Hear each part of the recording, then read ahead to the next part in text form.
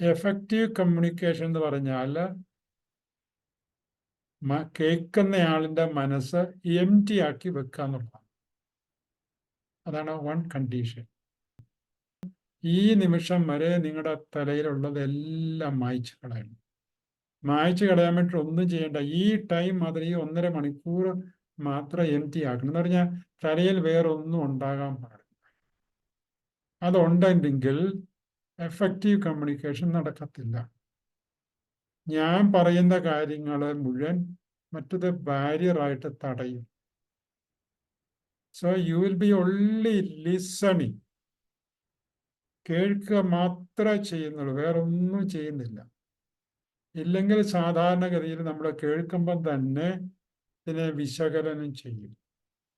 ഇതിപ്പോൾ അങ്ങനെ പറഞ്ഞതിൻ്റെ അർത്ഥം, ഇങ്ങനെ പറഞ്ഞതിൻ്റെ അർത്ഥം, അതിങ്ങനെ ചിന്തകൾ വന്നുകൊണ്ടിരിക്കും. ചിന്തകൾ വന്നു കഴിഞ്ഞാൽ ഞാൻ പറയുന്ന സാധനം അങ്ങോട്ട് കയറത്തില്ല.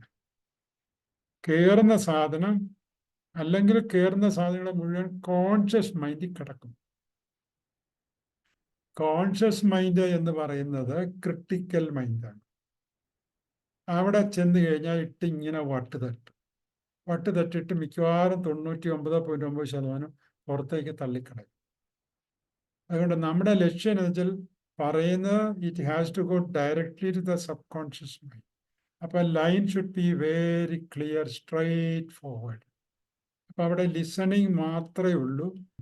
അതുകൊണ്ട് സംഭവിക്കുന്നത് എന്നാന്ന് വെച്ചാൽ ഈ കയറുന്ന സാധനങ്ങൾ വളരെ സ്ട്രെയിറ്റ് ആയിട്ട് അങ്ങ് പോകും. അല്ലെങ്കിൽ ഉള്ളിൽ കിടക്കുന്ന മറ്റ് സാധനങ്ങളായിട്ട് കൂട്ടിയിടിച്ചു കഴിഞ്ഞാൽ പിന്നെ അത് കോൺഷ്യസ് മൈൻഡിൽ തന്നെ കിടക്കും. ഒന്നും നിങ്ങൾക്ക് സബ് കോൺഷ്യസ് മൈൻഡിലേക്ക് കിട്ടിയില്ല.